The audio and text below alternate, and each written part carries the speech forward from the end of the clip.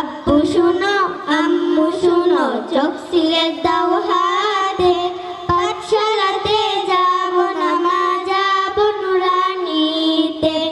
ওই পাঠে আর যাব না মা যাব মাদ্রাসাতে ভুল করো না ছোটন ঘুমাই খাটে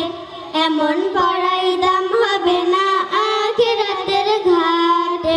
ভুল করো না ছোটন ঘুমাই খাটে এমন পড়াই দাম হবে না আখিরাতের ঘাটে